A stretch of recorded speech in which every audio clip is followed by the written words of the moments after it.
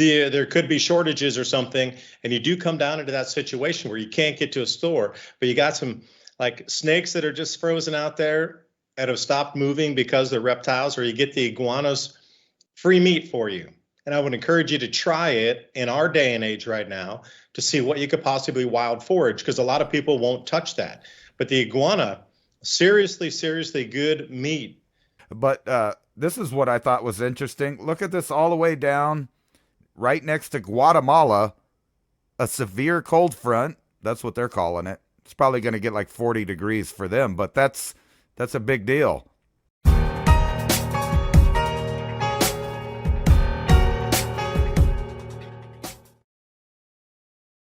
Yeah, our world has definitely moved into a different era and as quickly as a week. I was looking on our feed over at Civilization Cycle on X, and somebody was asking Trump, are you going to lower interest rates and will the Fed listen to you? And he jokingly laughs and says, yeah, ha, ha, ha. So I have actually 3 Fed stories before I'd even seen that. So the fire cost right now with the new fires that have just blown up into 10,000 acres near Los Angeles and Santa Clarita, it's well over $600 billion right now in terms of damages. And this is going to go well over $1 trillion by the time it finishes through LA here. And currently they have $24 billion for insurance premium coverage on that. So who's going to cover that? The same with the Federal Reserve. When you look at the FDIC insurance program, only currently has enough to insure 1.3% of all deposits in American banks. India has something very similar going on with its insurance program, but they have 1.5% coverage in India of all the bank deposits. If they were to fail, only 1.5% would be bailed out.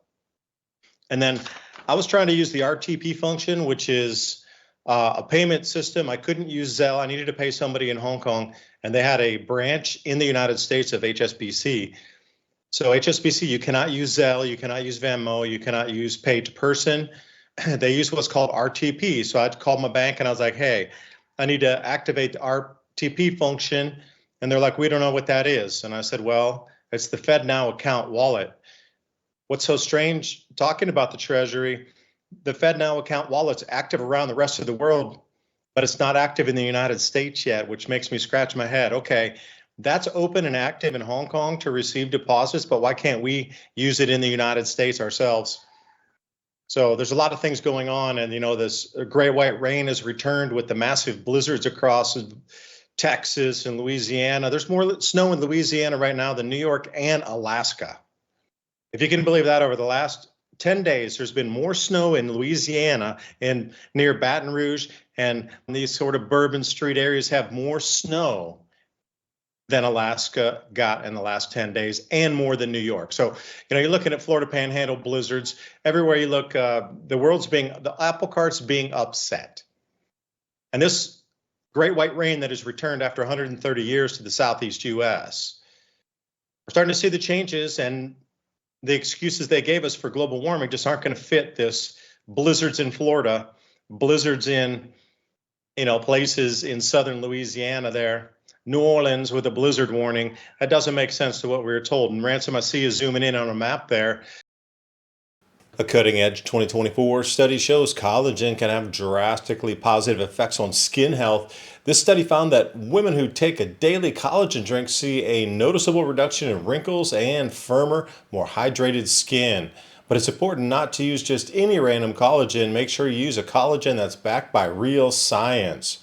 Unlike poorly sourced collagen you'll typically find on store shelves, I use the top 5 critically important types of collagen for skin health. The unique formulation in its designed to reduce visible signs of aging, reduce wrinkles, promote elasticity, and promote skin hydration. Simply mix this with your morning coffee, protein shake, or smoothie to give your skin the support it needs each day. Do your skin a favor and grab some while it's 51% off during their holiday promotion only at healthwithadapt2030.com. Plus, order today to receive a free book titled The 14 Foods for Amazing Skin, a 60-day satisfaction guarantee, and free shipping with your order. Once again, that's health with adapt2030.com. Click on that link in the description box below. So what do you got for us? That's my slow to do introduction. Thank you everybody joining us tonight, and thank you for everybody supporting us on buymeacoffee/civilization cycle. Going to be an exciting show. Ransom's got a ton of material lined up for you. So Ransom, take it away. And aloha from Taiwan. It's going to be 70 degrees today for those of you freezing your buttocks off in the U.S. Well, that's pretty warm. It's sitting at a nice 22 for me right here, and we're way down by the border. So we're getting a little taste of what Florida and even Mexico is getting right now. So let me put that map back up, and you can see down there in the Gulf of America along the Mexican coast, there's a severe cold warning, cold front. And actually all over the United States right now, there are warnings, as you can see on that map: icing, snow, freezing deep into Florida. And as you were bringing up, everybody's freaking out like global warming, but check this out. I found this on Twitter here. It says February 1895, very similar system rolled along the Gulf Coast. It was just a little further west, but it dumped more snow than this one. So you got 28 inches in Beaumont, Texas, Lake Charles, Louisiana, 22 inches. Houston, Texas had 20 inches. So you could just see that's a lot of snow. And it looks like we're hitting this, short cycle, which might be part of a large cycle to keep coming. And I don't know if you saw this, but there is wind approaching the UK, close to a Category 4 hurricane. So they have warnings all out in the UK as well. Let me get back on that map. But literally everywhere. Life-threatening cold to expand southward across the nation, impacting 235 million. That's what, 2/3 or more of the U.S. population underneath life-threatening cold weather. And here's the chill map for you guys. And if you see those little pockets down in Florida, they're going to get cold, and that's where the warnings are at there in Florida too. All around Tampa, Orlando, all of that stuff is getting cold weather advisory for freezing. And then, of course, if you have craft, there's all kinds of winds. And then you go over to the West Coast, a bunch more fire weather for everybody. But this is what I thought was interesting. Look at this all the way down right next to Guatemala, a severe cold front. That's what they're calling it. It's probably going to get like 40 degrees for them, but that's a big deal. And then here's one all the way from Texas to the Yucatan, and it says cold front severe. And even where I'm at, which is usually warm, I mean, we do get cold. They have a cold weather advisory here. It's dropping down to the tens and maybe single digits, and negative degrees in the mountain areas. We've had that for the last week. So everybody's getting their chill on. Let me find this. It's about the... yeah, if anybody is out there hunting iguanas or pythons, this is the perfect time because they're just going to be laying there. So, there's tons of recipe. Now, don't laugh. Iguana is quite good meat, actually.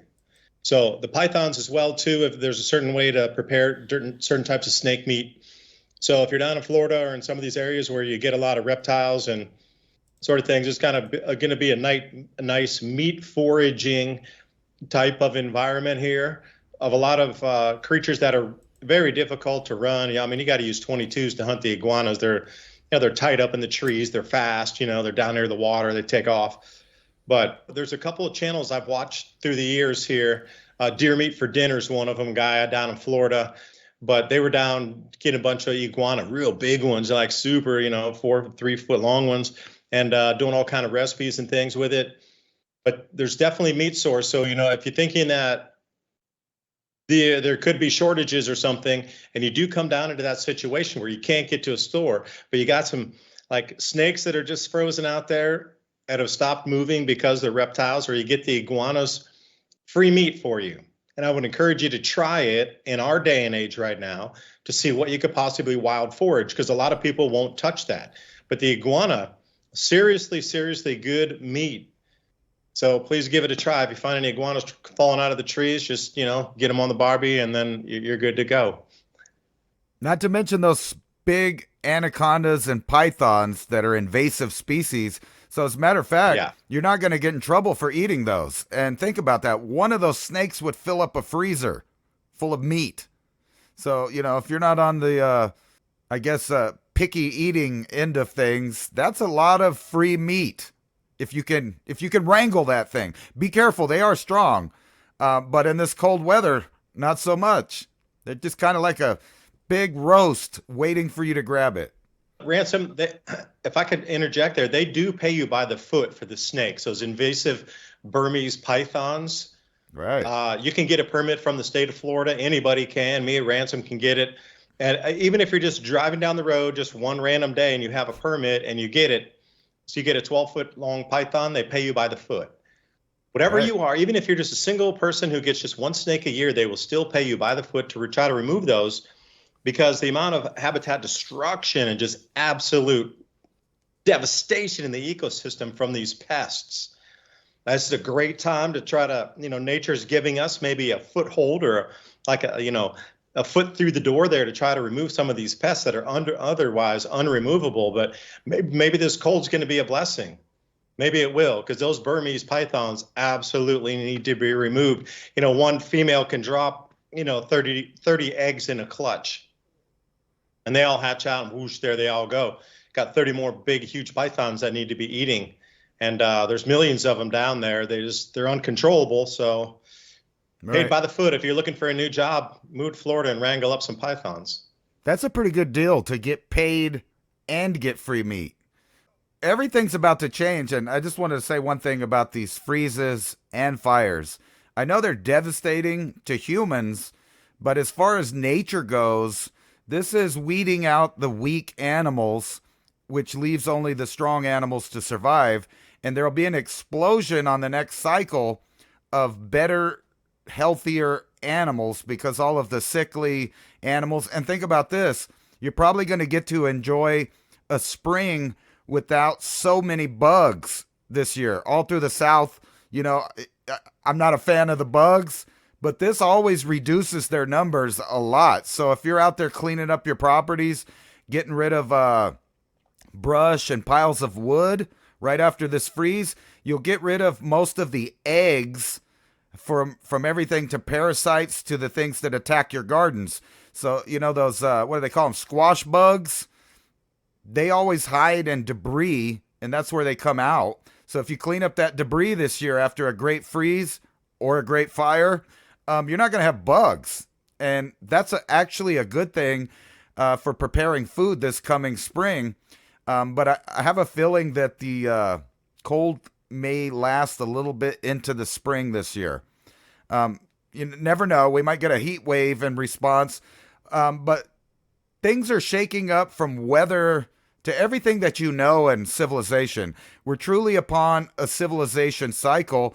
And you were mentioning a minute ago, which is something that I've brought up before Trump got elected, that the way our system is now with the Federal Reserve, Trump really can't do nothing about that. And they kind of gloat at the Federal Reserve about doing their own thing despite whatever the U.S. government wants to do. However, Trump may be biting with some teeth this time. A lot of people laughed at that comment about him asking the Treasury to do something, which is in effect the Federal Reserve. But he also signed an executive order banning central bank digital currencies in the U.S.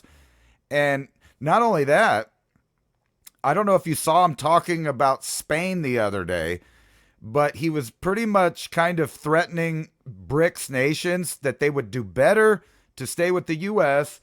Than, join any kind of BRICS alliance, because he's going to tariff any country that is a BRICS nation, which is half the world right now, approximately, as far as business and trade. And all across that you look, I'm feeling like Nostradamus again.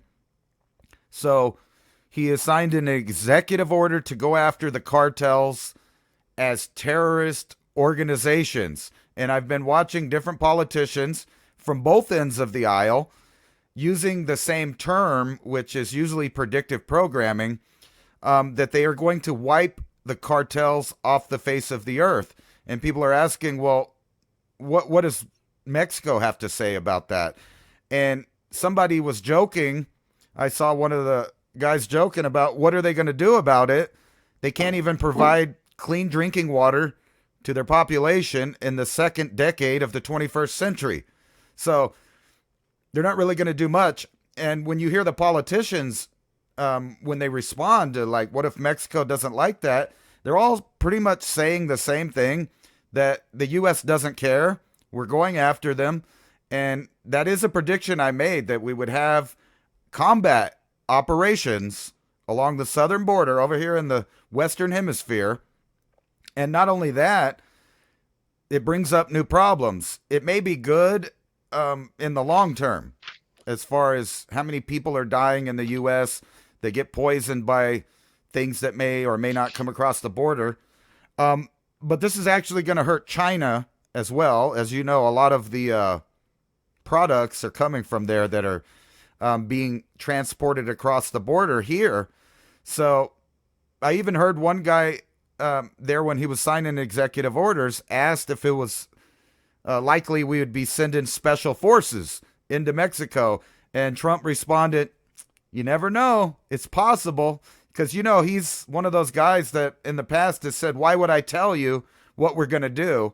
I'm not like the other people that tells everybody on the news before we do it, so they know when to hide in the tunnels and when to go hide. He's not going to do that. So all of those facilities, and I'm going to throw a woo-woo out there. What if the whole time I love the woo.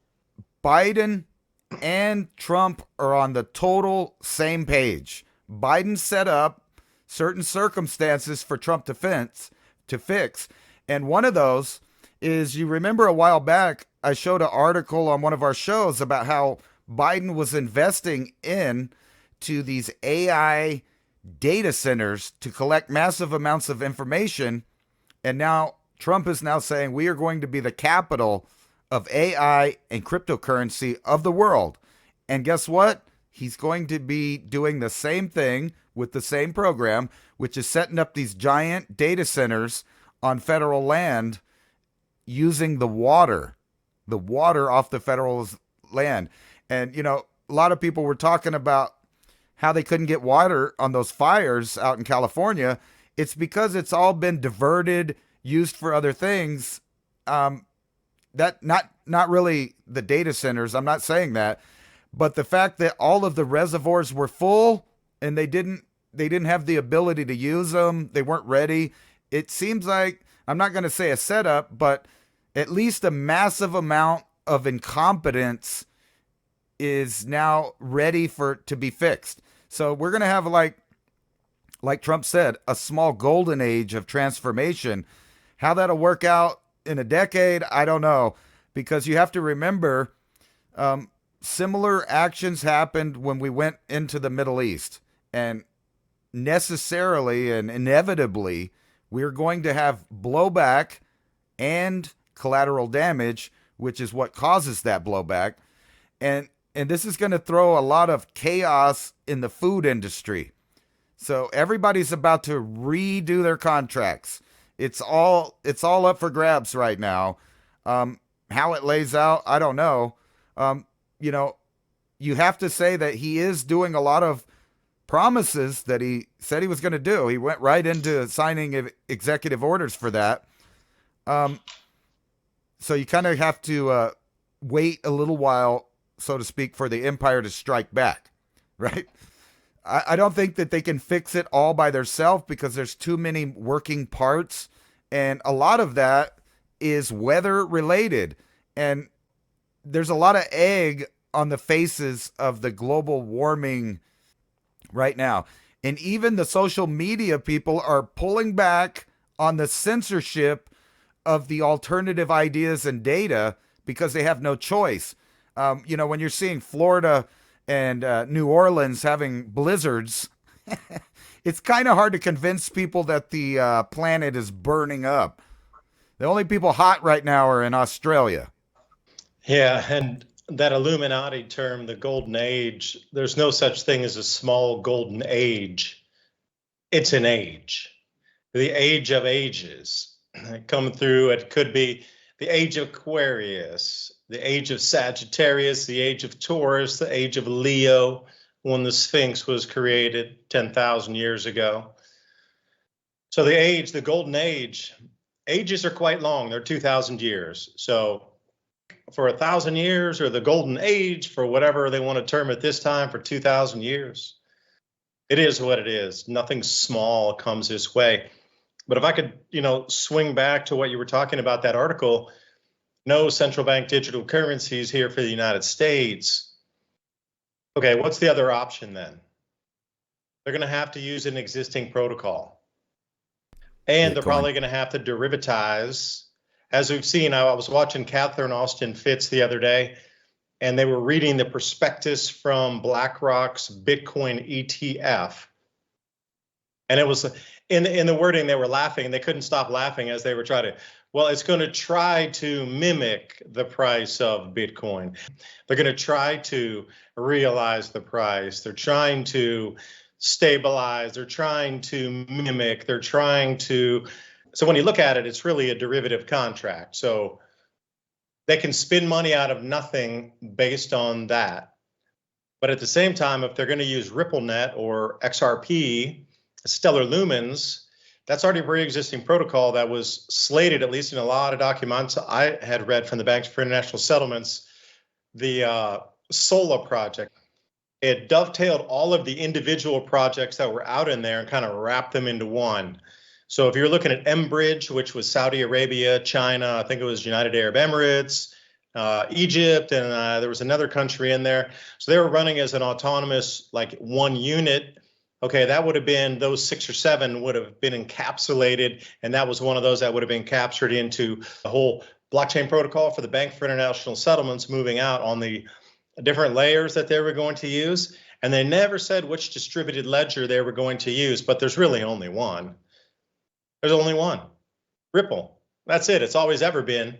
And when you say things have been fictitiously put the way they were to keep them, let's say, on the back burner, like this entire CFTC thing, never giving us enough regulation in the crypto world to understand if something was illegal, was it a unsecured offering, what was it? Was it commodity? Like that, all that XRP traction was put on the back burner until it's needed right now. And suddenly Gensler's gone and they bring in a bunch of new people who are super pro crypto, because that was the whole thing. And I'll tell you my personal story, which really made me think about a lot of this stuff earlier in the last day or so. So a friend of mine helped me out, and I wanted to give him back money instead of the things they gave me in terms of physical things. I thought, all right, I'll give you back the money. So I wanted to just use my wire transfer service from my bank, and then just simply transfer money over. Impossible. HSBC does not use Zelle or Venmo, which are two popular ones in America. Those are American native bank ones. So you can use those all within the US. Now, Hong Kong banks, not a chance. They're not intertwined in that. So first, that was an unknown for me. I thought every bank on the world used Zelle. I thought they were all interoperated until I understood that when you use Zelle, Bank of America steps in the middle and controls your money until it's delivered to, and JP Morgan as well, until it's delivered to the next. So if something were to happen in that middle transaction, Bank of America owns your funds. Well, even though it's with Zelle, it left their bank account, Bank of America captured it, it's being transferred through the Zelle system, and until it hits the deposit in the next thing, you gave your money to Bank of America. Okay. But then they had this pay-to-peer thing, because I have a business, so I was going to try to pay for my business, use my business account, send the money, think it would be easier. And lo and behold, the only thing that currently HSBC, which is a Hong Kong bank, can use in America is RTP. And that's just a rapid transfer protocol. and I was like, all right, I haven't really heard of this RTP before. So I had to activate it in my bank because it wasn't activated. And I called up a bank and they're like, we really don't know what this is. And I'm like, well, wait a second.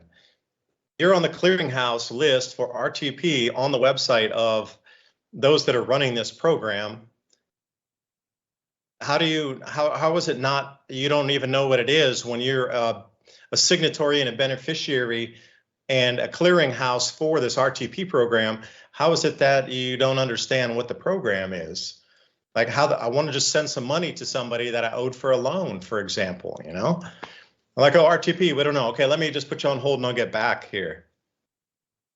So what I'd known on my personal research before anything about RTP was the FedNow wallet that everybody, if you're an American and you have a social security card, you already have a FedNow wallet issued to you, whether you know it or not. Every social security number has now a directly tied FedNow wallet to it. Now, the American dollar you're being paid right now in your paycheck, like you get $1 American dollar in, that's a Treasury issued US dollar. Federal Reserve, like that's in that ecosystem. But central bank digital currency, FedNow account is not. It's a different type of a dollar. So you get paid in apples. And like the thing I needed to do was I had to convert my apples into oranges into the new FedNow dollar to then send it to a RTP account over at HSBC. That was a brain spinner for me there. That the US dollar you think's a dollar had to be converted to another different kind of a dollar. It's not active in America yet, but it's active outside the United States. So HSBC, excuse me, and those that are transferring money through London banks are using our native RTP protocols already with some digital dollar issuance to trade and send money instead of using wire transfer right now. But we in America we're not, excuse me, not open yet. We have the accounts each issued to us, but I don't know if they're, and this is what, when I showed me that article that Trump was saying there's going to be no CBDC, I'm like, well, wait, we all have FedNow accounts. So how is this magic going to work unless it's an existing protocol that already exists? And the Ripple US dollar would be the one that makes sense the most. So trying to actually activate my RTP account and my old FedNow account. I tried to activate it today. Earlier today, it was like 3:30 a.m. or 3:30 p.m. your time. Trying to activate this FedNow account wallet in my own bank so I could transfer money. Zero success after multiple hours on the phone. And I'm telling you, zero people knew what the hell I was talking about. I just know a little about crypto because, you know, I like to delve into it and I like to see how we're going to get thrown in the future, how we're going to pay for things. Because if you can understand how payments are going to work in the future, you can see the future a lot more clearly. Like imagine if you know credit cards, you know, because I grew up in that time when we didn't have, you had to be very special to even get credit cards, you know. There was no debit cards. And I grew up during that era on the transition, but imagine if you'd seen so clearly with a crystal ball, like absolute 100% clarity, that you would have seen the credit card market evolving and you could understand it enough to see where Visa would be today back in the 1970s. Like you would be so far ahead of the game, you would never need to work again. That's the same thing with all this cryptocurrency. Like it is the future. As much as Visa is today in 2025, as they saw it in 1975, the same, it will be utilized globally, the same level, but probably 10 times higher. So to understand how money is going to move and where your constriction point might be, you know, these are the things I look into. But I'm telling you that RTP wallet and FedActive, you know, my wallet's active.